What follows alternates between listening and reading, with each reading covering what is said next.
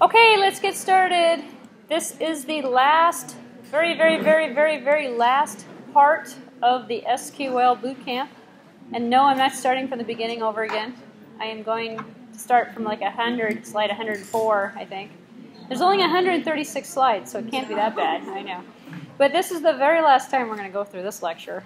And so we're going to finish the end of this, and then we're going to start in another topic, entity relationship diagramming, which is always a fun one. So prepare yourself for entity relationship diagramming. So, all right, so I know it's been a while since the last time we've had class because of the holiday. So let me just kind of do a brief review. If we could be quiet in the back, that'd be great because I don't have a microphone. Hello?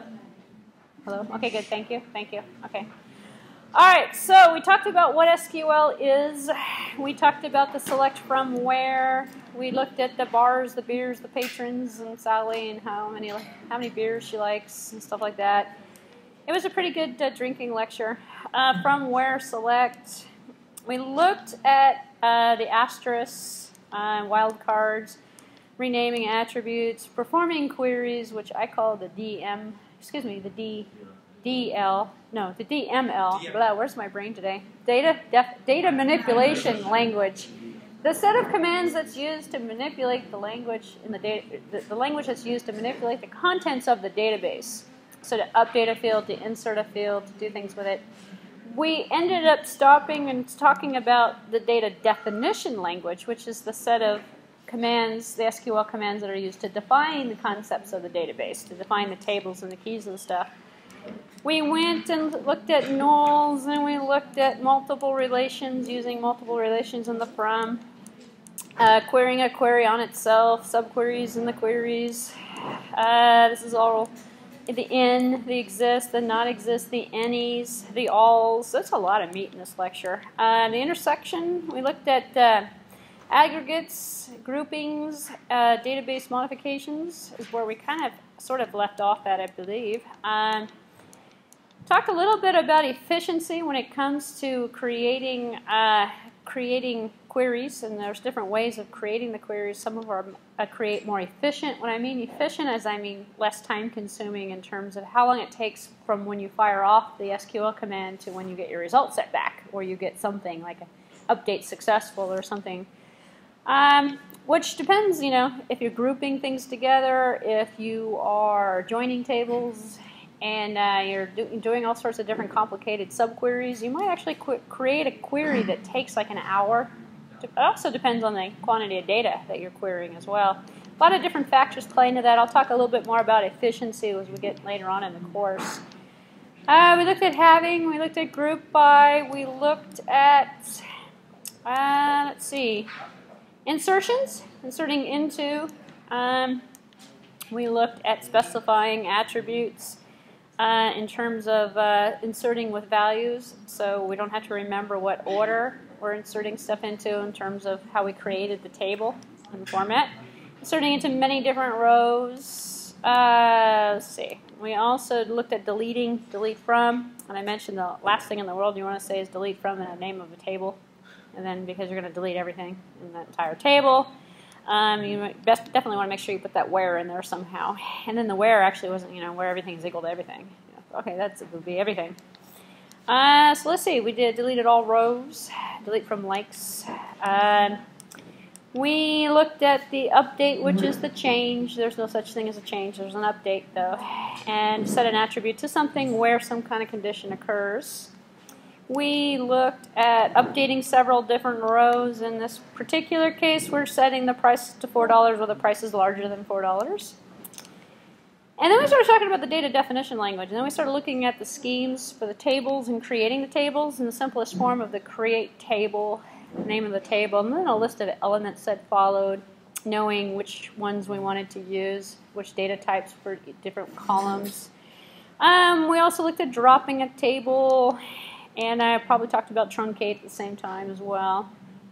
You know, deleting, dropping is to remove. Truncated removes everything and doesn't save any rollback information. When you drop the table, you can actually get it back. So we talked a little bit about commit and rollback in terms of the concept, and that's basic tools that you're using in the SQL Plus window to protect yourself. I'm going to have more information on that as we go through the course as well.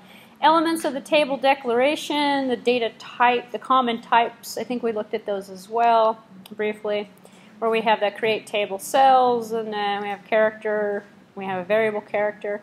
For the purposes of Oracle, I don't believe even character, I think it's still supported, but everybody goes with a variable character, only because it's a bigger data type, allows you more flexibility for changes in the future.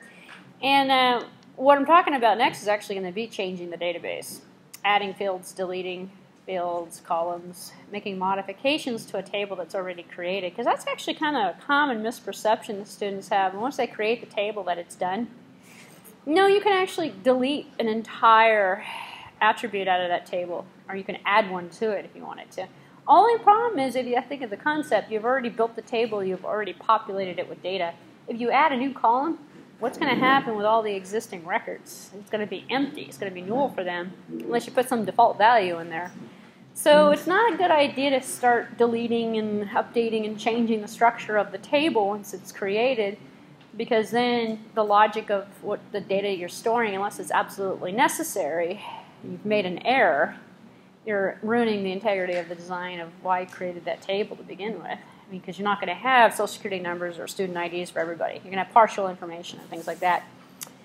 Let's see, we talked about dates and times as values, declaring keys. I think I talked about the unique key and the primary key. And talk a little bit more about that today in terms of constraints, and we see how that works with entity relationship diagramming, which is the part 2 of today, the start of that lecture. Declaring single attribute keys, and here we have one where we're placing a primary key or a unique key after the type in the declaration of the attribute. In this example, we have unique that is put in after the name, so the names have to be unique. It doesn't necessarily mean it's a primary key, it means it's a unique key. Talked about that, but it was a couple weeks ago, which is why I'm refreshing your memory. And declaring multiple keys with the create table statements, we can actually create what's called composite keys, where we've got, here's a composite key of a primary key that's created of a composite, which means it's more than one, of a bar and a beer that goes together that becomes our primary key. So we're creating the key from composite from multiple fields, so putting them together becomes a key. The primary key versus unique, I think I talked about this as well in terms of the implementers. The distinction here is that the referential integrity that exists. If we have a primary key, we can have a foreign key. If we have a unique key, we can't have a foreign key that matches it. And there's no way of putting that together. Plus, we might not have a unique key. We might have to create, as we've seen in this example, a primary key that's a composite of 2 different keys. So the primary key is not necessarily one like a unique. It should be unique by definition, but it may not necessarily be an attribute that we're looking at. It might be, again, sort of a combination. And if we call it a primary key, then it gets treated as a primary key, and the table actually gets indexed by the primary key. And the natural index feature is something you don't have to worry about. Oracle does it for you. Other databases, you can manually create indexes and things of that nature. Some of the things you do that you would think would actually make the thing faster makes it slower. So, in fact, the concept of the index is kind of interesting. If you populate a table full of data and then you index it afterwards, and then you just use that table to search, you basically have a speed increase. If you populate a table but you're still populating it, you run an index on it so it's indexed. Every time you add something to the table, well, the index also has to be updated. So now it runs twice as slow. So it depends on when you want to create the index and how you're indexing and what you're indexing on. By default, Oracle naturally automatically indexes all primary keys. And it won't update it for every update. So it actually has kind of its own kind of built-in optimization in there to make it run a little faster. But you can also create your own index on it as well. And the more indexing you do on it, the slower it's going to run if you're updating. Faster it's going to run in some cases. And we'll talk a little bit more about that as we go through the course as well. The required distinctions, I already went through this stuff here. The not null, the default, adding in a default value. I think this is kind of like where I was starting to taper off a little bit towards the end of the last lecture in terms of what these things mean. Are you sending the arrestor around? Oh, okay. I didn't know what you were doing. Okay, so adding in a default value if no value exists. Here, I think, is where we ended up stopping. Somewhere. This from your notes. This is where we stopped, I think. All right, so adding attributes. So we got a perfect table. We created it. It's just fine. And as I was mentioning before, it's not static. We can change it. We can add an attribute. And we can change a relation scheme by saying alter table, space the name of the table, add, and then just the same way as you were creating it, your attribute declaration. And so here's an example here, alter table bars, add phone, character 16, default unlisted. This is where the default comes in handy. If we're adding a column or adding an attribute to a table that it's already been created, that already has data in it, we got to worry about all the blanks. You know, and then is it going to be null, not null? You know, what's going to happen is if we put default unlisted, basically all those empty fields that were existing records are now. So now it's going to say unlisted automatically for us, which is great because now we know there's. In fact, I probably would have put unknown or not gathered or something. I don't know, not given, or oops, made a mistake, left this column out. Sorry, all the existing records didn't get one, which is really the truth about what happened. This doesn't cause so many problems as the adding as the deleting. This happens when you realize, oh, I have 5 unique keys, and I have all these primary keys in the table. The problem with the table is that unless you have one primary key, you can search on it multiple different ways, and maybe you don't want people to search on it more than one way. And maybe you're storing information that's not needed. Because in a lot of cases, you end up with space being taken up. And, the more information, it's just like a file. The more information you're putting into it, the bigger the file, more space being taken. Longer it takes to query the table. If you don't need it, take it out. Plus, also, as we see with this entity relationship diagramming coming up, people make mistakes. And so what ends up happening is you get in and you start looking at somebody's already pre-existing database. And you start analyzing it, you start looking at it going, wow, delete all this stuff out of here, move it over here. That's when this set of SQL commands comes in handy, actually. They insert in the deletes. There's no move. There should be a move, I think, personally, but there's no move. Maybe in the future, I don't know. We should move it from this table to that table. That'd be nice, but I don't know if it's even possible. So alter table, the name of the table, drop an attribute. Example, we don't need to know the license attributes for bars, so alter table bars, drop license. So we have altered the table, we've dropped license. And we can bring it back actually if we do a drop. There's no truncate on an attribute deletion, it's just a drop. So we don't have that option. Here is another concept that makes a lot of sense, going back to efficiency. We have a huge database. It takes 20 minutes, half hour to run a query on it. Too slow. Maybe we want to take all the sub-parts of it, pull the data out, make it smaller, make it more manageable, and basically want to create a table without creating a table. To kind of dissect out this big old mess into smaller pieces maybe. Because it takes less time to query the smaller pieces in concept. So here we have the view. It's the virtual table. You create a view just like you create a table. Instead of saying create table, you say create view, space, name of the view. And yet what you're really doing is you're creating a query, you're writing a query and saving the results of the query into a table. And that's what's called the view. So it's a subset of the table, and there's certain limitations on what you can do with the view. Naturally, it's going to be hard to update it if it's using multiple tables. How's it going to resolve where everything is? But if you're doing a search and you're doing it for pure, let's gather some information out of it, create a view, save the view. And then you have everybody who belongs to this person, everybody, all these salespeople, all those salespeople. So by concept, this actually comes in very handy. It's not permanent. It's an abstract concept, actually. But it does get created, it does get saved. Once you create the view, you can leave next day, next month, come back. The view's still there. Just like a table. So you create a view, name as query. In contrast, relations whose view is really stored in the database is called a base table.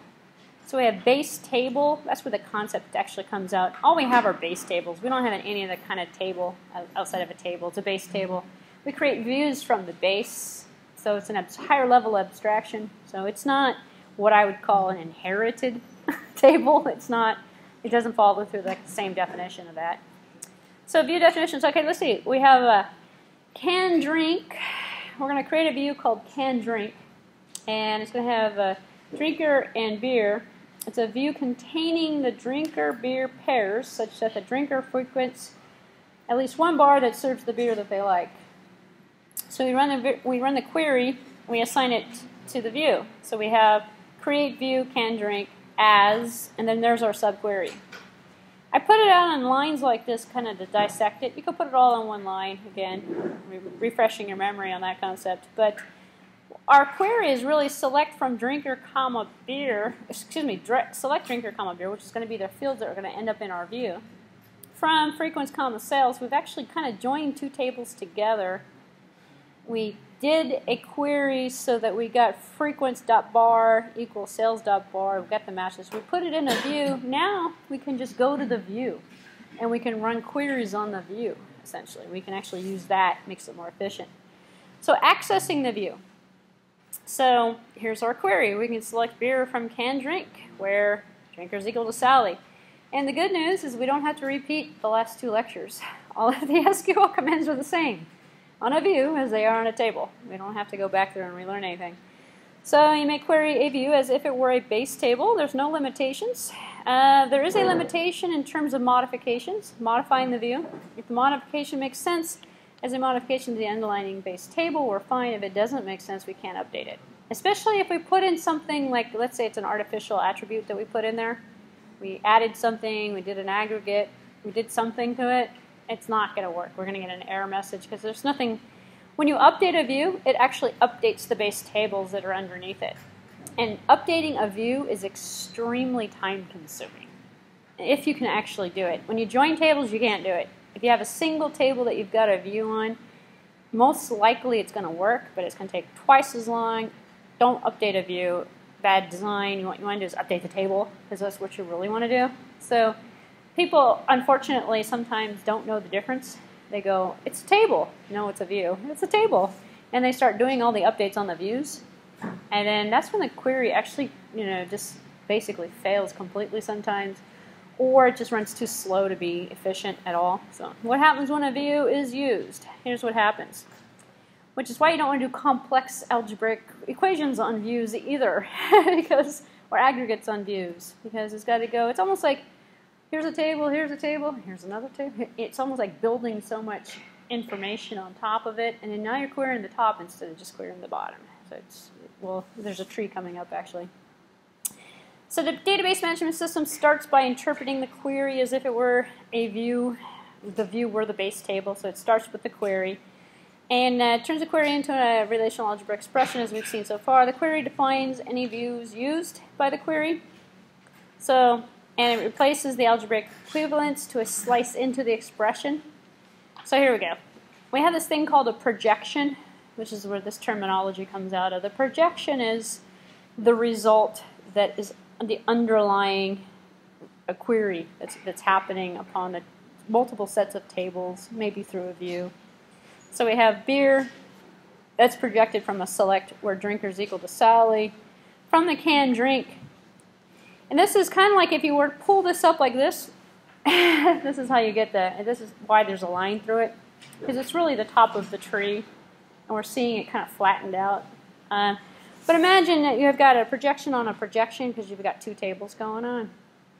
You actually have to query both. So, long story short, you're never going to draw this out. You never really care. This just explains why things just run slowly. So, you wonder why it runs slowly. It's because you're querying a view, and the view's got multiple projections on multiple subqueries on stuff, and it's just too much stuff to handle, essentially. That's the scientific approach, too much stuff. So, all right. So database optimizations, it's interesting to observe what the typical database management system will then optimize in transforming the equation. So key optimizations push selections down the tree, because basically tree structures are created for the searching and the sorting of this data that you're querying. So the SQL language, is just an interface. It's like a programming language. It just gets translated into create a tree. and then the tree gets traversed so that you can find your information, and then your information is delivered to you. That's why I say it depends on how you design the tree. Well, you don't know, but some statements are actually more time-consuming than others, which is why you have so many different ways of saying something. Views are extremely time-consuming, but they're optimized. So the point I'm trying to make, I'm leading to, is that you could run, because I know a student said at one point, asked me a question, said, well, why do you want to create a view? You just run a subquery. Because you're just running a subquery, right? And then you're just going to run a query on the subquery, just run the query over again. It's optimized. So the view is automatically created and a snapshot is saved. And that temporary information is what's being optimized. So the structure of that, the ability to query that, much faster. Which is why people create views. And views hide the abstraction, hide data. So you don't give access to a user. Don't give the table to the user. Instead, you give them a view. Which is why you create an application, let's say, that queries student records. In the ITU EMS as an example, when you go in there, you should hopefully be looking at a subset of the data that belongs to you and no other students. So there's security built into that concept because you've created a view of a subquery of only your information, so you don't even have access to any other student's information. So it should hopefully create a little sounder environment as well in the long run. And the database optimization also eliminates unnecessary projections for the most part. Here's an optimization kind of an example where we got a projection for beer, we're joining two tables, and we're joining it on a query. So notice how more rows are eliminated from the frequency before the expensive join, which is, as I mentioned before, joins are extremely expensive in terms of time, for obvious reasons. So. Okay, let's take a look at keys and constraints, because this is why we build entity relationship diagrams. And this is kind of like why I reversed the order of these lectures, actually, because in the past I used to always cover entity relationship diagrams. I said, this becomes the key, this becomes the foreign key, and then people can't understand, and then you start talking about attributes and things, and they can't put the pieces together. That's why I'm experimenting this time. I switched the order. So from 5, we're going back to 4, and we'll get done with this, because I think it might make entity relationship diagramming make more sense, because what ends up happening is I get students who write the queries, design the database, and then, we have to do ERD diagrams, and then they create them after the fact. And the diagrams look absolutely nothing like the table that they've created. And the table looks absolutely nothing like it should look if it were done correctly. So it's all about constraints. And constraints are something you build into the database structure, into the tables. The constraint is the relationship among data elements that the database management system is required to enforce. We have key constraints, we have attribute constraints, table constraints, we have all sorts of different types of constraints above and beyond the whole foreign and primary key kind of concept. And by the way, there is no such thing as a secondary key. We only have a primary key. There's no secondary, third-dary, fourth-dary, nothing-dary, just primary. So kinds of constraints. We have keys, foreign key, or referential integrity, which is what that terminology is supposed to be. Value-based constraints, extremely valuable, especially when you want a particular input. You don't want garbage. It helps your database actually, hold on to valuable information. Constrains the values of particular attributes. Row-based constraints, as well, relationships among different components in the row. So you can test certain attributes against themselves to make sure that the row is valid as a row level. And then we have assertions that we'll take a look at. Any SQL Boolean expression can be turned into in terms, and we can create assertions. And we'll get to that in a few minutes on the syntax. So everybody knows about the primary key. Because usually that's anything everyone ever talks about is primary key, primary key. Okay, so we all know about primary keys. Any unique value. We have foreign key. So we can actually specify a foreign key constraint, which is different than just leaving it alone and not actually creating the constraint. Because here's what happens. Students, actually database people, they don't want to create anything. They don't want to put unique, foreign key, primary key. They don't want to put labels on this stuff because they want to leave room for error, which means they're not using constraints. Unless you're labeling things correctly, you're not using constraints at all. If you use the constraints, what ends up happening is you can't have a foreign key that doesn't match a primary key. when the insert happens, at the insert level, the database goes back and checks to make sure that in this table, you have something else over in this other table that matches it, so that you actually are enforcing the referential, which is referred to as the referential integrity, which is why we do entity relationship diagrams. Because how do you know? You got people, they flip a coin, and they go, I want that table, and that table, and that table. And then they go, oh, there's a key, there's a key. Oh, look, there's 5 keys in this one. You know, and they got all these keys, and they got all these, and then you start looking at the big picture, you end up with 3 different problems. Number 1, duplicate data causes what? You know, it causes weight. It causes the database to run extremely slowly. You got problem number 2, data you can't get, you can't find. It's there somewhere, but we have no way of searching and no way of getting the data. Or you got problem number 3, you got inconsistent data. You got students enrolled in classes who aren't students. You've got, you know, the logic of the business logic's not enforced. So that's why constraints and ERD is actually kind of important. I'm kind of talking ahead into my entity relationship diagram introduction. But that kind of methodology makes those 3 problems go away instantly. So you're not flipping a coin anymore. Okay, so foreign keys. From an SQL syntax, consider the relation cells, and cells has bar, beer, and price. We might expect that a beer value is a real beer, hopefully. Maybe we should. Something appearing in the beers.name category. So we can put a foreign key constraint in here. So the constraint requires that a beer in cells to be a beer in beers. Beer in beers. It's called a foreign key constraint. And we put the words foreign key just like in the examples where we saw primary key. We call it a foreign key. That means it has to match something. So in terms of the expression using the keyword references, so we have references in here, either within the declaration of the attributes when only one attribute is involved, or as an element in the scheme. So we can add it to the end, just like we saw the primary keys, or we can actually add it to the attributes as we put it in. And so we have foreign key with a list of keys. Can we hold it down in the back? I don't have a microphone, so I have to yell over you. Could you, how many TAs do we have here today? Do we have one that's in the back? Can I get a TA, volunteer TA, to occasionally stand back there and tell people to be quiet? Thank you. Because otherwise I've got to interrupt you guys. Anyway, so for those people who are listening, foreign keys, references with a relation. References in terms of the attribute must be declared primary key or unique. So here's your example. So here's what it looks like. Because you can't have a reference to a key that's not primary or that's not unique, because you end up with a problem. If the database engine has to go search through one table to see if it matches the other, it doesn't want to find more than one match. It's going to find one match, hopefully. So, all right, so with the attribute, we've got create table beers. And usually, by convention, you'll see these next to each other. You'll see the primary table. You'll see the foreign.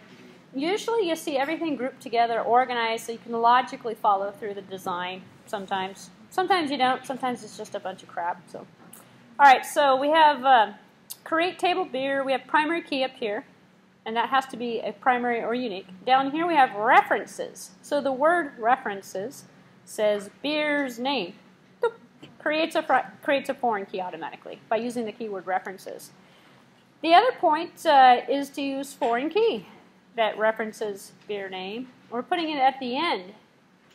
Actually, this example here as well. Nope, it doesn't have it at the end. It's basically in the SQL at attribute level. It's not at the end of the query. This other example, as an element, has added it to the end of the query. That's actually more common, I think, because it's easier to read. It's not mixed in. So you can, it's your preference as to what makes it easier for you. Here we have foreign key beer references beer name. Same, accomplishes the same task, 2 different ways of doing it. Your choice, essentially. The point is you want to make sure you call something a foreign key and you call something a primary key. You don't just guess. So enforcing it. So if there's a foreign key constraint from the attributes in the relation R to a primary key in a relation S, 2 violations are possible. So, an insert or an update to R introduces values not found in S. Or a deletion or update in S causes some row in R to dangle, which means we had a key, now we don't. As I've said before, we reference back and forth. So if we put something in, we might not have a match correctly. If we take something out, we might end up with an issue. So we have a couple of different actions that are taken, and sometimes these are values that you can actually set in the software. By default in Oracle, they're set according to the defaults in this lecture, actually. But sometimes you're able to turn things on. This is how you can get better error checking. So you can do what's called a cascading update or cascading delete, where you delete a foreign key here or something, and there's no more over here. Cascade delete everywhere, which basically goes through and deletes everything, or updates everything, or does nothing, or gives you an exception, because maybe you want to know. Maybe you want a choice. So suppose R is equal to cells and S is beers. So we're working with cells and beers table. An insert or update to cells that introduces a non-existent beer must be rejected. It's action number one, it's kind of an option. Maybe a deletion or an update to beers that removes a beer value found in some rows of cells may be handled in 3 different ways. We actually have here.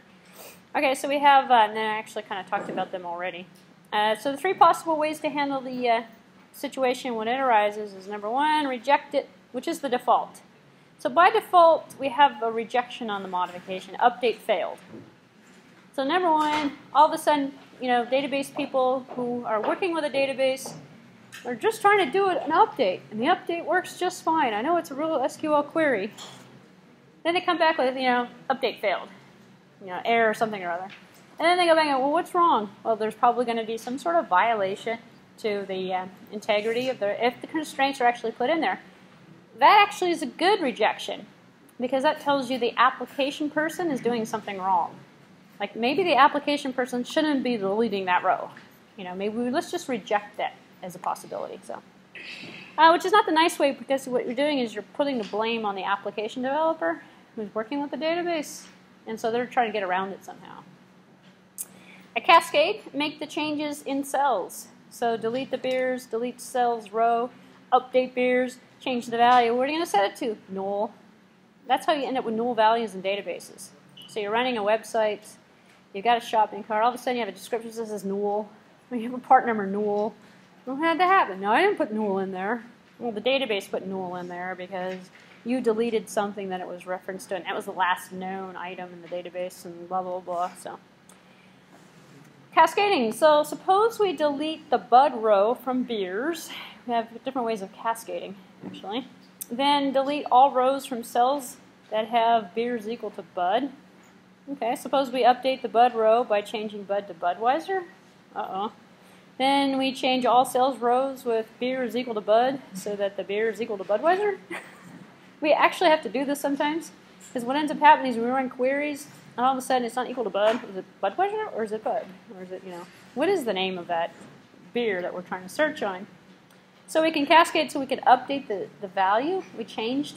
That's a nice cascade, actually. When you change a student ID one place, changes everywhere in the system. Class rosters, transcripts, everything gets changed automatically. Not such a good thing if it's the wrong student ID.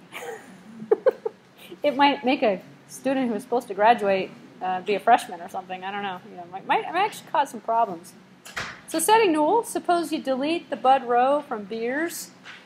You can change all of the rows of cells that have beers equal to bud to leave the beer as null. And that's a better choice, actually, because then what you're saying is we don't know. It's null.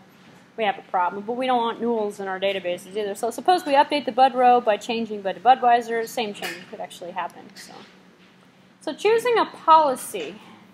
This is where you, as a DBA, you end up having to make decisions as to the rules that you're going to enforce on the table.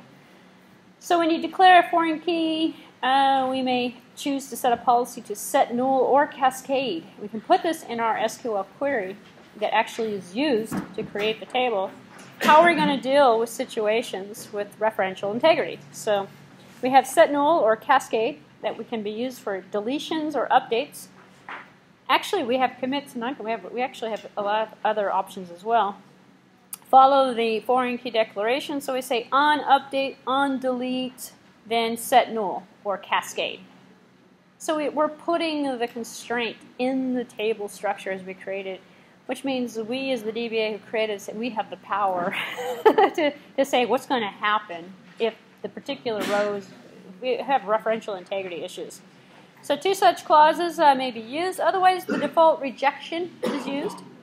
So here's an example where we have create the table cells. We're going to go back and recreate cells.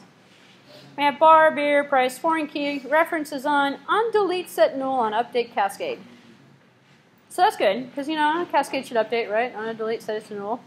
So you can actually be creative. You can, you know, have other, you know, on delete, you know, you can set a value, set default value or something of that nature as well. So. Attribute-based checks. So you can put a constraint on the value of a particular attribute. As an example, gender.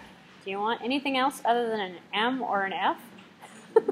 That might not be, you know, what's a G? What's an I or an L and an MOP or whatever? You know, I don't know. You know, all the other alphabetical letters that are out there. So you can actually say it has to be this or this. Or what about age? You know, you're running a 18 or over site. You know, do you want the age to be 12 or something? Probably not. So you can do a check, and the check is actually similar to what's called a trigger, but it's done differently. It's actually done on the table. So it's a table-based integrity check where we're checking a condition that must be added to the declaration of the attribute. When we create the table, they can put in check to make sure it's a date, check to make sure it's a character, not a number. So the condition may be may use the name of the attribute, but the other relation or attribute names must be of the subquery. Here we go. So create table cells where we have bar and beer. And then we have, next to beer, we're putting in this, this attribute level check to say check that the beer is in select name from beers. So in the cells, we can't put a beer in there unless it's in the beers table, which means we can't have beers that don't exist in the beers table. So, and then price, we're going to do a real check, and so we're saying that the price is smaller than or equal to $5. So we have to make sure that we have a minimum or a maximum price or something like that nature. And you can, you know, you can be creative with your checks. So timing of checks.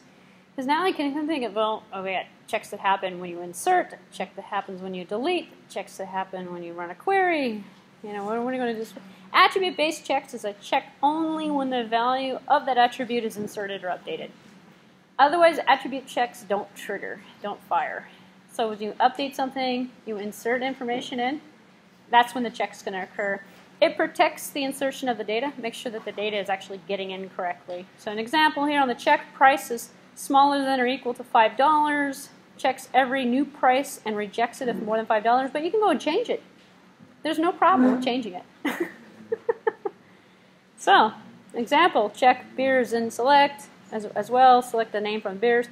Not check that the beer is deleted from beers, not checked at all on a delete, just on an insertion or an update. So if you delete something, it's not going to run the attribute level check for you. So you kind of have to keep the logic in mind in terms of why you're putting the check in. Yes? How is check different from the real check? We're just putting a name in there, actually. We're calling it real check. And in fact, that's an example of how you can name the check. Yeah. It's a check is a check. Is a check is a check. Where's my check? It's in the mail. Okay. It's a joke. Okay. Row-based checks. So these were attribute level checks on an insert or an update. Row-based checks. So is that a normal constraint check? Yeah. Basically. So, all right. So on the row-based check, what we're looking at is a check on a condition that's going to be added as another element of the scheme is defined. So we can check to make sure if we put in that we're over the age of 18, that our birth date actually calculates out so that we are actually over the age of 18. So, or we can check, you know, is something reasonable? Is something, you know, are you a senior if you only have 12 units? Or are you a junior? So the condition may refer to an attribute of the relation, but any other attributes or relation require a subquery. So you can actually do a check on a subquery just the same way as we saw the check originally. So check on insert or update only. So again, just the same way as the attribute level, the row level done. Well, you think about it, it's the same concept actually. Whether you can do it on a row level or if you're doing it on attribute by attribute level, it's going to happen always on an update or always on an insert. When you delete something, it doesn't care. So, and when you delete something, the only thing that happens is those referential integrity checks. That's what is really checked on a delete. So only Joe's Bar can sell beer for more than $5. So, that's pretty bad. Well, that's actually probably a good thing. So, if you want to buy beer for less than $5. So create table cells, and here we have a check where bar is equal to Joe's Bar, or the price is smaller than or equal to $5. So our little check is at the bottom too. And that would actually kind of be considered a row-based check. So, and what ends up happening on a row-based check versus an attribute check, either the attribute is going to fail, and maybe you have a default value that comes in instead, or the entire row update is going to fail. Which means if it's a row check, then you're not going to get anything in. On some of the attribute level ones, you can actually build into there, check this, and then if not, the default value is this. Kind of to build the logic in so that the row can actually, because here's what happens. The more constraints, the more difficult you make to put data into the database, the harder it is to put data into the database. So customers, clients, people working with the database, building front ends, are going to go, nothing ever works. No insert works, nothing, because it makes it harder for them because they have to follow the rules. So you're basically putting in a lot of rules. So what ends up happening is people try to work around it to violate the rules. So which is kind of defeating the purpose. Assertions. Okay, so the assertion concept, there are database scheme elements like relations or views. So we create an assertion.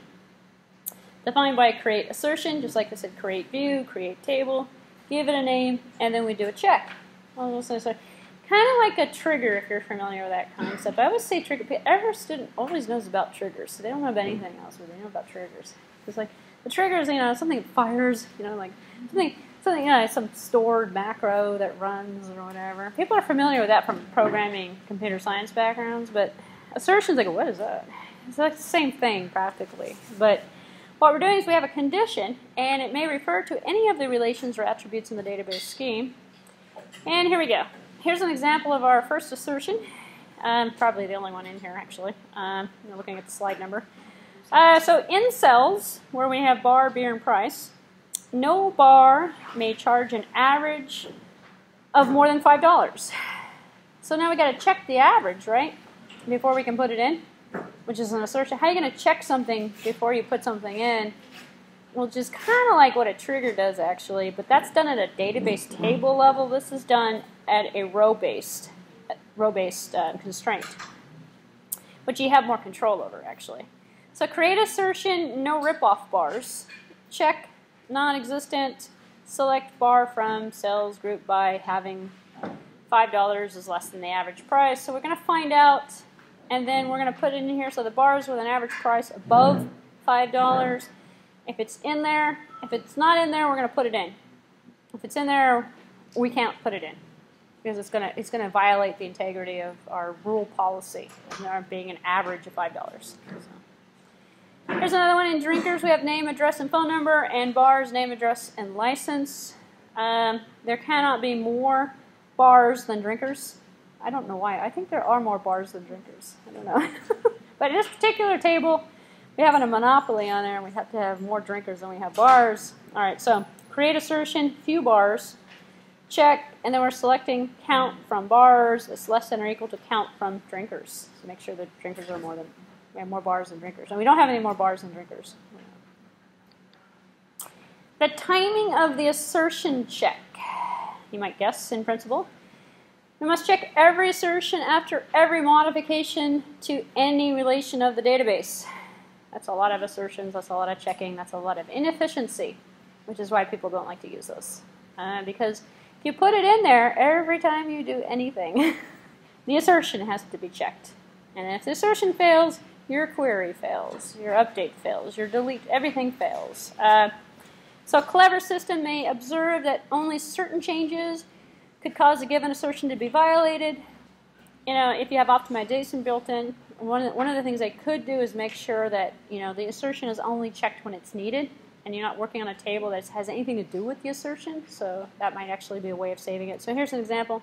No change to beers can affect few bars, so neither can an insertion if you insert it into drinkers. So forget checking those tables, essentially. Leave them alone. That was everything you ever wanted to know about SQL. Part 3, I believe, of the SQL Bootcamp. We're not done for today. We're going to start in with entity relationship diagramming. This is really good because I can put this out into 2 sessions. I can start you today, and then next week we can finish, and it won't be overload. Hopefully, it won't be overload. So let's see. We started at 5. So I'll go for about 45 minutes max. So I'm keeping clock on the time here, because what ends up happening is you won't absorb it if I don't put it in 2 sessions, 2 separate sittings. It goes in one ear out the other, and I know this because I look at your diagrams and I go, wow, what's that all about? Okay, number 1 thing to remember from today's session is the diagram gets created before the database gets created. This happens before you write any of this SQL queries. No, you say that. I say that now, but everyone thinks the opposite direction. They create the database, then they go backwards and they say, oh, she wants an ERD diagram. Let's create one. The concept here is why we're looking at this. This is a methodology. It's kind of like a software development lifecycle. It's kind of like UML. It's kind of like other things out there that assist the developer in thinking and helping you understand the problem, helping you create a good structure. So entity relationship diagramming, ERDs, are used to create relational database tables, relational database concepts. It encompasses the entire philosophy of good design, and I'll talk about normal forms probably not until about 3 weeks from now, but it really helps you create 3rd to 4th level normal form diagrams, not normal form tables. The better the design ahead of time, it's kind of like, like when they teach you how to program, the more flow charting, the more thinking you do before you start writing the code, the better. This is what you do for a database. So we're going to talk about how to use it, what it is, diagramming techniques, how to create one, and you have, in one of your assignments, I believe it's 2nd or 3rd, you've got about 60 plus pages of everything you ever wanted to know about entity relationship diagramming, which is great, but it's a lot of reading. So the slideshow will actually tell you everything you need to know. Here's a picture of one. You know what? Actually, I can kind of zoom in a little bit here. See, it looks like that. You're like, what does that look like? I don't know. You see, you don't have to see the whole thing, because you don't have to see the whole thing in one picture, one scene. But normally you see is a part of it. And it's a bunch of boxes that are all connected together, because that's the other thing students say, I don't have the artistic ability. Whatever, you don't need any artistic ability for this. You can draw, in fact, for your purposes of your assignment, you can draw them all out on paper and scan them in and give them to me. You don't need to use a sophisticated drawing tool. If you have Visio, you got everything you need. You got more than what you need, and which is great, but Visio is kind of expensive. If you don't have that, you can look at a program called Smart Draw, one word, Smart, D-R-A-W, draw, D-R, whatever, spell it yourself, D-R-A-W, yeah, that's right, smartdraw.com. It's like a 7-day trial, though. In the old days, it used to be like 60 days, and it went to 30 days, now it's like 7 days. So, and it will actually put a little watermark. I don't care if there's a watermark on your the watermark logo. It says unregistered or something. I don't really care. If you like another thing, like the worst thing you can possibly do is probably pull out a paint program, because then you gotta like stick there and do the boxes, and the boxes are all going to be different sizes and stuff. It's better to kind of find an open source tool. There's a ton of them out there, or some package to write this in. Because what you're doing is essentially creating these boxes, and the boxes are entities, and you're connecting them together to show relationships, and then you're showing cardinality. That turns into your database structure. This tells you we create the diagram, and then we read the diagram, and then we create a bunch of tables out of it. And the diagram tells us the keys. So if you were in my Software Engineering 1 class, I spent maybe 1 lecture, I think, on entity relationship diagram, maybe 2. And you did a little bit for your software development plan. I'm going to give you a lot more database-related concepts that are associated with this that I didn't give you in the software engineering stuff because you didn't need it. You weren't creating a database. You were using it for a development of a software package, and you were diagramming the package. This actually supports everything from identifying primary to foreign key, to unique key, to constraints, to the number of tables that you should have, and the types of tables, whether they should be, because sometimes, you know, you look at this and you go, well, you create a table out of a relationship that you would not normally think may have existed, and it's not a table of an entity, it's a relationship table. So this basically kind of translates out into a really nice structure. You just follow the methodology. Number 1, you create the diagram, and then you traverse, you read the diagram, and then the diagram directly translates into a nice little list of tables with everything identified for you. Take that, you write your SQL queries, you put it in the user database, and you populate the data, and you're all done, essentially. It takes less time if you follow the methodology than the flipping the coin method, I think. I don't know if the coin method works. Okay, so we have this 3-level architecture in terms of what we're looking at. And database concepts, right here, the conceptual scheme and the internal scheme. We've actually kind of gone this far. When we talk about the internal scheme, this is the SQL code I was talking about last week and finishing up today with putting assertions in. From an internal database construction, we said something was unique, something was a primary key, something was a foreign key. Now we're taking it up a level. This is the database entity relationship diagram is giving us our conceptual view. So we don't talk about tables. We don't even talk about keys.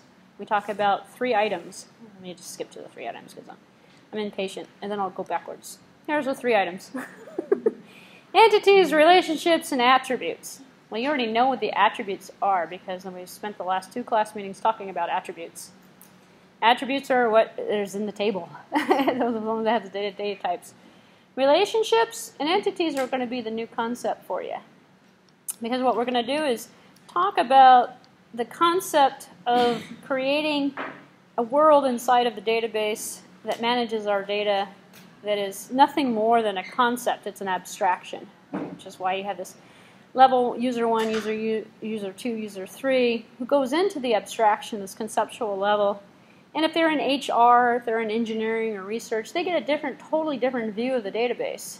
But there's only one database. There should be only one database, and it should house, through the internal representation as well as the conceptual scheme, it should house different views. This is another problem that happens. You go into companies, this database, that database, that database, it's all separated out all over the place.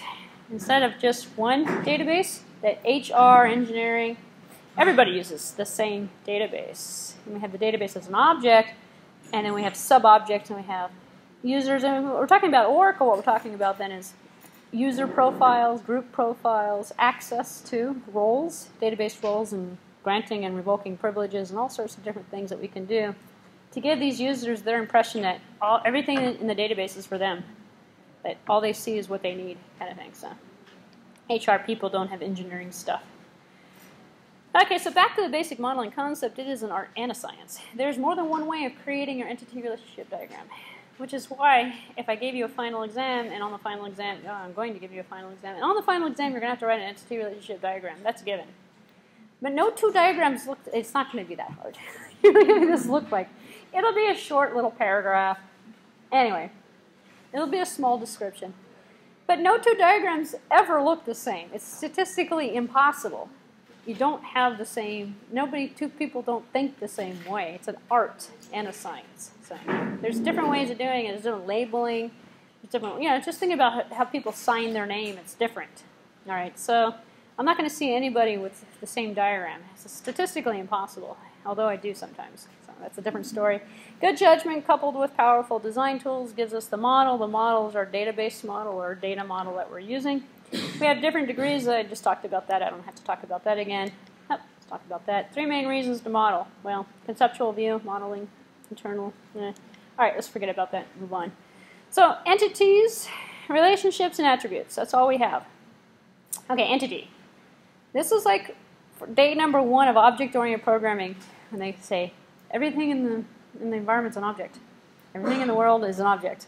Well, everything in the world is an entity as well.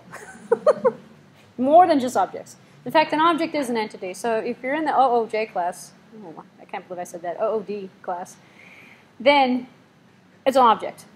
Just go with it. So entity type is a group of objects with the same properties, identified by an enterprise having independent existence. So this is another thing where okay, so this is the other thing where I know a student doesn't know about entity relationship diagramming and has created the tables without it. When I see a diagram that says student A, student B, student C, and all these entities for each one of the students, each one of the cars, each one of the bridges, whatever's being represented in the example, when all of those different things is all one. So we have an entity, one, that has different separate existences or instances. It's kind of like object orientation, where we have an object and then we have many different instances of that same object, if you're familiar with that concept. If you're not, don't worry about it. If you think of occurrences, so if I were to say draw an entity relationship diagram of all of the students that are in this class, we'd have one symbol on the diagram, student. Because every one of you falls into the same category. Every one of you is going to be in the same database table, essentially. You don't see student A, student B, student C for every one of you sitting here, which people do. Trust me, people do this, which is wrong. So we have entity occurrence. So you have to think about how many times does something occur, and then that's when we can actually start thinking about the concept of cardinality, which is the number of occurrences that exist. And then we can put constraints on the cardinality as well, which is different. So here's some examples of entity types. So we have physical existence. Those are actually ones that are easy to identify. Staff, property, customers, parts, suppliers, products, everything, table.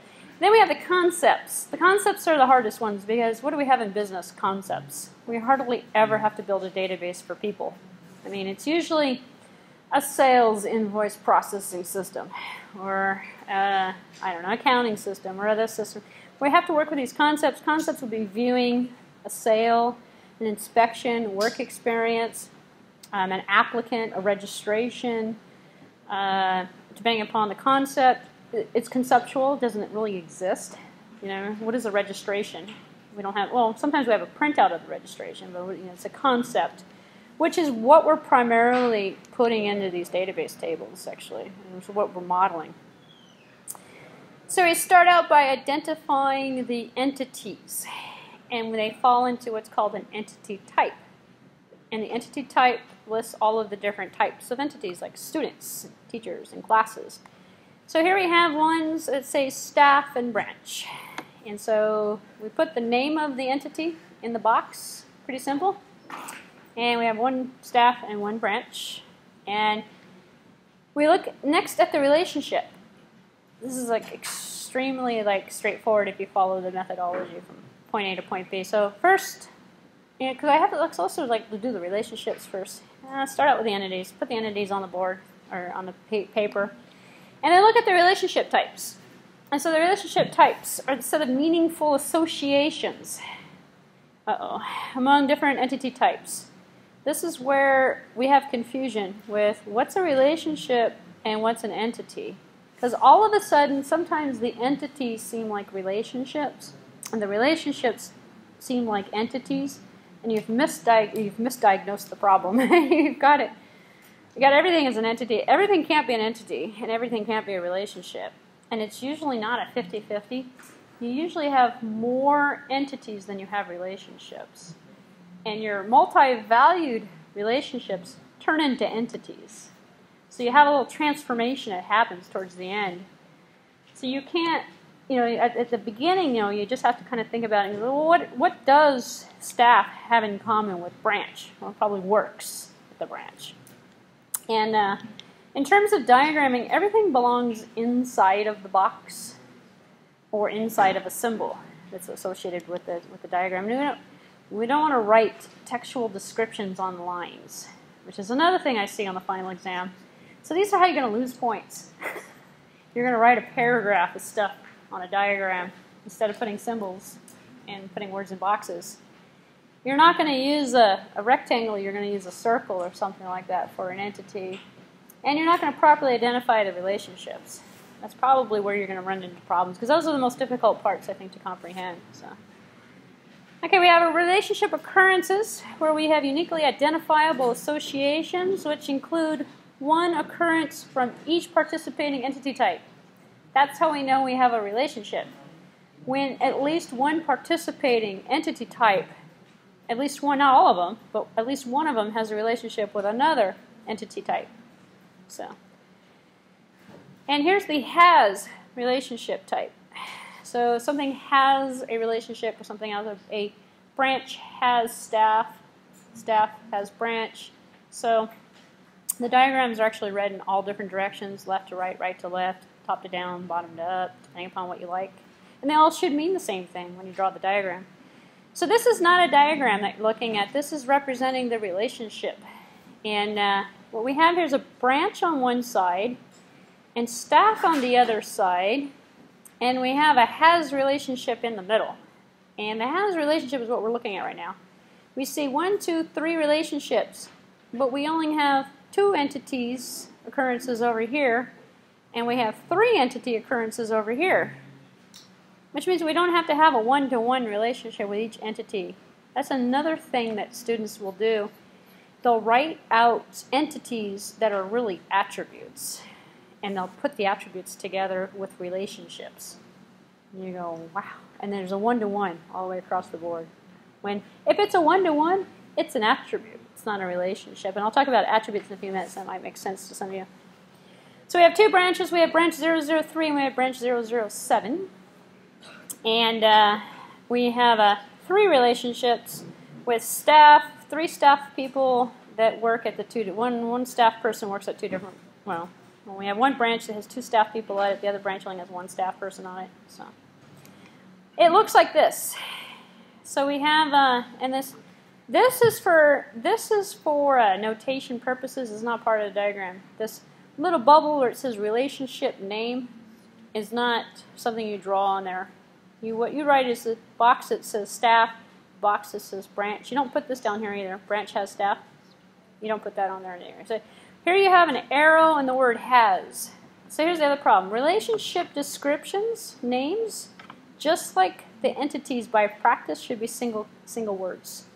Has, works, or you can say works for, sells, purchases, prints. You know, they're basically describing the relationship. Traditionally, the arrow says the direction that you're supposed to read the diagram in. So you're supposed to say, branch has staff. Yeah. You could technically, though, say staff. And so there's some people that don't like the arrows. I'm one of them, actually. Because the arrows kind of force you to think about it a certain way. But some people feel more secure when they put the arrows in there, because it makes it like a sentence. And they can read it like a sentence, and they know which way they intended to write it.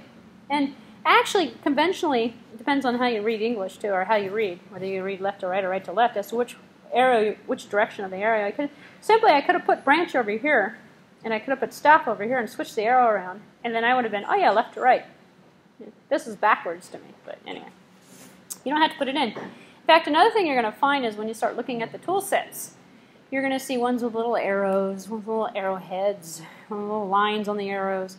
Many, many different tool sets. I don't care which one you use for this class. If you look at assignment number 3, you're going to have like a bunch of notation that's different than the lecture. It's actually done on purpose to show you that there's multiple different varieties. Concepts are the same. Symbol sets are a bit different. They all use the same symbol for entities, relationships, and attributes. Well, sometimes for attributes, but I actually like to put the attributes in the entity boxes, but I'll get to that in a few minutes. Okay, degrees of relationship. A number of participating entities in a relationship. So we have the number of relationship degrees is binary, trinary, 2, 3, 4, 5. And usually you want to keep it to 4-ish. And there's a nice little diamond symbol you can put in the middle. I'll show you that. It kind of puts it all together. And then if you have more than 4, you're probably not reading the question correctly. You're probably not reading the information. Because you can break everything out in fours, and this is, for as an example, binary. We've got two participating entities. We got a private owner, P owns, who owns property for rent. P owns, right? Yeah, private owner owns property for rent. Here's one with 3, and here's that diamond symbol I was talking about. We have staff who registers clients at a branch. We have a branch who registers clients with staff. We have clients who register staff with staff at a branch. So you can read it in all the different directions that you want. But we have 3 participating entities. So the degree of relationship is the number of participating entities. That's going to help us further down the road. If we have the degrees set correctly, that tells us we have a different number of tables than if we mess it up. And we say, well, because what some people might actually do with this, because some people don't like the multiple, the 3 and the 4, it gets confusing. And you'll see in the next one coming up, it kind of gets confusing to even read, look at. So they'll write it out in the form of these, binary to binary, binary to binary. And that would turn into staff and client connected together. And if staff and client were connected together, and then staff was also connected to the branch, we would actually end up with one less table. In the end, when we read through that, and that would actually cause a problem. That would actually give us multiple attributes in the same table and no keys. It would mess things up. It would mean if we did that, we would restrict staff to only working with a particular client and client only working with one staff person and not multiple staff people. If we have a registers connection, and you can kind of see where this is going actually. If you kind of think ahead a little bit on it, the registers connection is, if we take a look at this, and the last step is to take all these things and each one of these entities turns into a table and then the relationship turns into a table. So we have 1, 2, 3, 4 tables that come out of this, although we only have 3 entities. This is because we have a 3-degree entity type. If we didn't have a 3-degree, we may not actually end up with 4 tables. It depends on whether or not this register's information can logically be put into both the staff, the client, and the branch information. And so sometimes, depending upon the logic of how we've created the table, how we've created the diagram, we're going to get a different set of tables.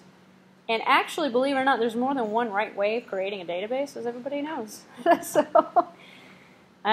it might work, actually. And some people have this philosophy of the fewer number of tables, which is kind of like the way I work. The fewer number of the tables necessary, the better. Why do I want it all scattered out all over the place when I got to put it all back together? Then we have other people that go the opposite. The more tables, the better. And they create a table out of everything. You could take one table and make 5 tables out of it if you wanted to. You have to put it all back together to query it. But this is part of the art and science of this. Okay, so now we have 4 degrees. A solicitor arranges a bid on behalf of a buyer supported by a financial institution. But we only have 5 tables that actually come out of this eventually. And I haven't gotten to that part yet, so don't worry about it if you don't understand what's going on with that. But we have a buyer who arranges a bid with a solicitor at a financial institution. We have a financial institution that arranges bids with solicitors and buyers. You can read it all the other way. So double check when you start reading through it that it actually works correctly. Because if you took this staff and client and you put these guys together and then you took away this and you just had a string between the 3, that would be wrong actually, because it wouldn't be the client registering at the branch anymore. It would be the client working directly with the staff person instead of the branch. So it depends on what you're meaning as to how you're going to draw those diagrams, and don't get worried if you don't understand it at this point, because you're going to get tons of practice. We also have recursive relationships. So the relationship that we've seen so far have been between entities, 1, 2, 3, 4. Now we have one where we have a relationship with itself. We have a staff person who's also an employee, or a boss who's also an employee, a student who's also a TA or something. So you're holding multiple relationships with the ITU institution. So, relationship types where the same entity type participates in more than once in different roles. I don't know why, but students don't like to draw recursive relationships either. In fact, they'll just put out TA, student, as if, but you could be same, but they're separate entities. because they don't want to put it all together. All right, so the relationship may have a given role name that indicates the purpose of the participating entity type in the relationship. Here we go. We have the role name, supervisor. We have the role name, supervisee. Supervises is the relationship. So we have staff who supervises other staff. I mean, because what do we have in a company? We have staff. Some of the staff are managers. Some of them are data entry people. So staff supervisor supervises staff supervisees. The role names are the important part of the diagram. And you actually, some people do a circle here. Some people do a box. Some people do an arrow that goes back this way with a little arrowhead. This, I think, is confusing because it looks like two entities, one on top of the other. But it's really an arrow that's coming back into itself. So I can think of it more on mine. That's why. That's because I actually like the arrowheads at the end of the diagrams. And we'll see some varieties of that coming up soon. But probably not today. Probably next time. So, if we want, we can list out the multiple roles. So we have entities associated through two distinct relationships with role names. So this would be a staff that manages a branch that has staff. If we want to do it that way, we have a manager and we have a branch office. We have a member of staff and a branch office. So we have the role names, and then we have a branch offices has member of staff. Branch office has member of staff. After a while, this turns into a tongue twister. So, this is okay. Only problem with this is I see students using multiple relationships instead of using the diamond symbol and connecting the degrees of entities that are participating in the relationship. So don't take this to be a replacement of actually identifying the number of entities that are participating. We've had the same number of entities. So that's actually commonly done instead because people don't want to put 3 entities or 4 entities together with a diamond in the middle of it. They're afraid. I don't know why. But we have 2 separate kinds of relationships. All we're doing here is making a notation. Instead of saying, we could have drawn one line and saying manages and has on both the same line maybe. We could have done the same thing, consolidated it. That just clarifies it. So we were saying this is like a TA that takes a course. Well, a TA is also a student that's taking the course. So is it really 2 different people, or is it the same person with 2 different roles? So we're just taking the same person, 2 different roles. Different than putting it together with different degrees of entities. Okay, attributes. And we'll see an example of that we'll put together. Last but not least, the last component of the diagram is the attributes. And so the attributes are the properties. We've seen those already. Those are the fields. We keep calling them attributes. That's because they're called attributes in the SQL queries. Properties of an entity or a relationship type. The attribute domain is the set of allowable values. It's going to be, a number, is it a date, is it a character that we're going to allow. We have simple attributes and composite attributes. Simple attributes are single pieces of components in independent existence. And then we have a composite attribute, which is an attribute that's composed of multiple different components, hopefully, each with its independent existence.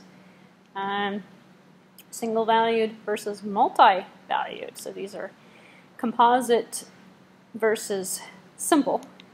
Single valued, multi-valued, which is similar. Attribute that holds a single value for each occurrence, or does it hold multiple values for different occurrences? These we see when we start talking about what's the word for it? Multiplicity, because degrees of number of participating entities in each one of the what's the word for it? Cardinality. That's the word I'm thinking of. I can see when I can think of it. I can think of it. What is that word? I don't know. I wasn't a fan of the word to begin with, but cardinality from a math term, degrees of relationships or degrees of. Anyway, so here's an example. If we have an attribute that is a color, we might have red, white, blue. Those would be multi-values that might be associated with it. So it tells us whether or not, in fact, it's where the logic comes from in terms of how you're going to set attributes. Are you going to have one that says color? You're going to have one that says red, white. In fact, I see this all the time. I see multi-valued attributes listed as single attributes, where it says color A, color B, color C. And it has yes or no in each one of them. Like red, white, blue. every time you come up with a new color, you got to add a new column into the database. Or you can just have one column that says color, and then you have multiple different types of values that you can put into there. It's diagrammed differently. And when you diagram it, you can actually see, oh, I can have more than one. There's multi-values that are associated with that single attribute. It turns into a table, actually, long story short. So. And we have derived attributes. Derived attributes, that's kind of interesting. It tells us, because here's the other thing. So I know the tables that are created first and the diagrams second when I don't see the derived attributes in the tables. Or I see the tables that are created after the fact that are missing foreign keys, that are missing everything, because they haven't actually kind of gone through the logic of figuring out if it's here, does it need to be here, and connecting the dots in terms of the big picture. And derived attributes actually can't really be shown unless they're actually implemented in the entity relationship diagram. So the attribute that represents a value that is derivable from a value of a related attribute or a set of attributes not necessarily in the same entity type. They might actually come from different. That's how we take that 3 and 4 degree entity relationship. We come out with derived, that entity relationship where we come out with derived attributes that represent this guy to this guy to this guy to this guy. And it's a separate piece of information that gets put into one of the tables that creates the relationship after the after the after the diagram's gone away. And we have the set of tables. We still have the information that's still in there. So keys. We have we talked about this already, which is good. So that's why I like to do the SQL stuff now first. The candidate keys, the minimum set of attributes that uniquely identify each occurrence of an entity type. So we look at candidates by definition and we say, do we need the data? Is there something that we want to store? Because here's the other thing, we start looking at attributes. People get either, they take two extremes. They put everything in the kitchen sink in there. Birth date, date of birth, let's see, age, home address, work address, friend's address, contact information, blah, blah. Or they go with the minimal, they don't put enough in there. Because attributes are kind of funny because it's kind of pick and choose which ones you want to put in there. And the long story short is that every one of your primaries is a candidate. And every one of your candidates is there for a reason. And either it turns into a primary or it goes away. You throw it out. Because you can pick and choose what kind of attributes you want to put in every one of these tables. So there's actually kind of a theory in terms of reading the description of the problem that will tell you. But the generic word is candidate. The primary key obviously is the one that's selected. It's going to be uniquely identifying each occurrence of the entity type, a social security number, an employee ID. The composite key is a candidate key that consists of 2 or more attributes. Because sometimes you don't have a primary key. There may not be a case in which you have a primary key, then you create, and then everyone looks, oh, yes, you can. You just put number in there. Student number or something like that. And the problem is it's a made-up number, so it's kind of a makeshift primary key, but okay. Sometimes it makes sense to have a composite or a candidate. Okay, so entity relationship diagram here we have the staff and branch with entities and their attributes. And this is how I like to do it. There's an old-fashioned way of doing it where you take the boxes and you draw little bubbles outside of the boxes. And you put the name of the attributes inside of the bubbles. And it gets kind of sloppy and I can't draw bubbles well. So the bubbles, if you draw too many bubbles, the whole thing is a bubble. It looks, it's like the Nemo reference, a bubble, bubble, bubbles or whatever. So, too many bubbles. So here, if you put it inside, and then you got to break the box up. And then it starts looking like a class diagram, but it's not. These aren't data members. There's no member functions in here. There's nothing like that at all. What we have here is a staff and a branch. And we have PK to say, well, this is a primary key. We're not writing SQL. I have also seen these diagrams from many students that have SQL statements like the create table, something or other. You don't have to go that far. In fact, the people that are reading this have no idea what the SQL statement means. It makes no sense. So here we have staff number, which is going to be a PK, name, position, salary. Oh, we have a derived attribute, total staff, total number of staff or something. That's going to come out of the staff table. And so we have an area in here in the box, that's what this says over here, to list out the attributes. You can do it this way. You could put them outside in little bubbles. And I have another diagram, actually I'm going to show you next week, that has bubbles all over it. And we have our two relationship managers and has, and we have the same thing going on over here. But over here we have a composite attribute that's going on. So we have a branch number, and we have address, street, city. Well, this is all part of the address that's going on. And then we have a multi-valued attribute, it's telephone number. It has a prefix, an area code, a suffix, has all the different parts of it, so it's multi-valued. We can store it all separately if we want. Why don't we do that? Then we can query, what state does this person come from? Or what country does this person come from? So we can kind of query out the data. So. And we all know we don't put in derived attributes, we put in the raw data. So that's why we list a birth date instead of an age. So anything we can derive, we should derive. So in terms of our entity types, we have two. And I think I'm going to end actually after this because this is a good stopping point for absorbing. Because next time when you come in, I'm going to run through a bunch of different types, and we're going to translate those tables into the database scheme. So entity types, we have strong and we have weak. And a strong entity type exists regardless. It's always there. The weak one is dependent upon another entity. So going back to employees and staff, so if we have employees that have dependents, so as dependent as a person as a kid, so they may not have dependents. If there's a dependent in the system who's on the health insurance, he or she should be attached to an employee, like belong to one of the employees. Because normally health insurance for companies don't have people on it that don't work for the company. That's a given. Or dependents, kids on there that don't even belong to any of the parents that work for the company. So that would actually, dependence would be a weak attribute. So as an example, another example of it might be someone who plays multiple roles that might be but may not always be a particular in existence. Like a student who's also a TA, and we have a list of TAs, but the TAs come and go, but the TAs are associated with classes. And so the TA list is a dependent. It's going to be a weak entity for a class list or for an instructor list, an assignment list, because that might change. That might come and go, and we have to have a class in order to have that TA. But we always have the student. So what you're doing is you're arranging it out and you're defining.